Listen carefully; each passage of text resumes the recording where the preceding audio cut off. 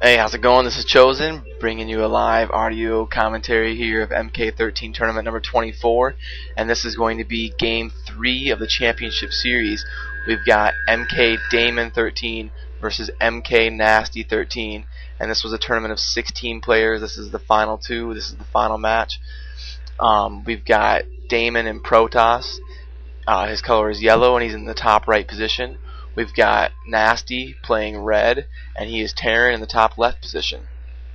So this is going to be a Protoss versus Terran, and Damon has not scouted yet, so he's not going to find Nasty too early, which is going to give Nasty a fighting chance with Terran. If you find Terran early game with Protoss, it's absolutely devastating for them, because if you do some sort of a cannon push with Zealots, it's very, very hard for Terran to stop it without the time to get fire bats or a factory up.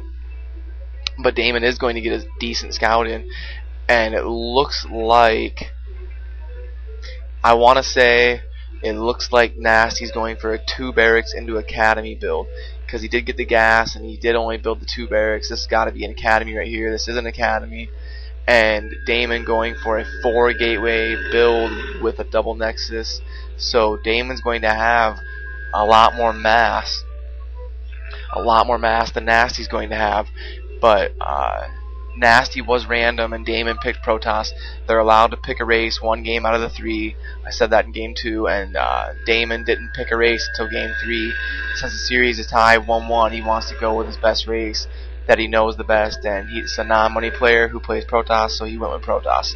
And since Nasty picked in game 2, he picked Protoss. In game 3, he had to be random, and he got Terran. So it ended up being a Protoss versus Terran, where Damon picked and Nasty was random. Both players know where the other one is, and it looks like Damon's sending out a couple Zealots now to do some sort of a harassment, just to make sure his opponent has some forces and he isn't just straight triple command centering or something like that. He's putting up a cannon at his choke point, so he could be going for some sort of a drop build. There's a forge going down. I'm not seeing a cybernetics core yet, but he does have gas, so he's getting gas before the cybernetics core. We saw Nasty get the cybernetics core before the gas, so 2 different ways that these Protosses are kind of branching out into playing, and these 2 Zealots are kind of just chilling over here to the side. I don't even know if Nasty knows they're there, but they're coming in to take out some SCVs. It's going to be interesting to see if he can get a couple SCVs here. I don't know if he's going to. The Firebat's coming into play now. He gets 1 SCV, and that's going to be all he's going to get probably. He might get 2. No, he does not get 2. Good micro by Nasty, and he only manages losing 1 SCV, whereas Damon lost 2 Zealots. So that's a trade he'll take any day. And we got Damon at 45 supply and 150 APM. We've got Nasty at 34 supply and 105 APM. So 4 minutes and 15 seconds in the game, everything pretty much standard. Damon deciding not to go for a cannon push versus the Terran, and he is throwing up a lot of cannons at his choke point. That's very interesting. I don't see why he's doing that.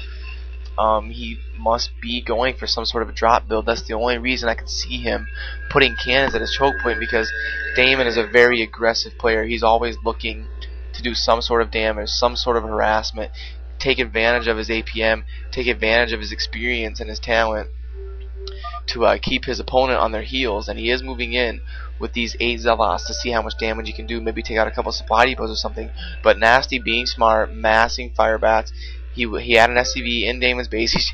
He floated a barracks over here, and Damon putting up a couple pylons to try to slow down that Firebat from getting into his mineral line. He does have a cannon here. That cannon needs to start firing on that Firebat right away. That Firebat's not going to get in because it took some damage from the Zealots and it went down to 1 cannon shot.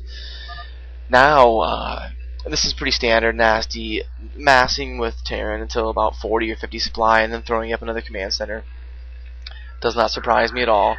And the Zealots moving in, he's going to be micro them, trying to move and surround those Marines. Nice micro. He ends up taking out all those Marines, but these Firebats are going to come in with stim packs and absolutely rape these Zealots into the ground. It never ceases to amaze me how bad Firebats murder Zealots. You know, they got about 1/4 the hit points, and they do the same damage. but Firebats attack faster and they do splash damage. So a Firebat might only be doing 16 damage to a Zealot, but it's hitting 3 at a time and doing splash damage. And that's why Firebats absolutely murder Zealots. Templar Archive going to be going down very soon because the Citadel of Adun is already popped at 6 minutes and 10 seconds. So we're definitely going to be seeing Templar drops coming very soon from Damon, but he's not throwing up that Templar Archives quite yet.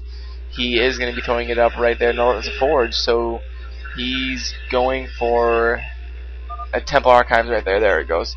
Alright, so he's got 2 forges that he's going to be pumping upgrades from, and he's getting the Templar Archives so he can get storms down.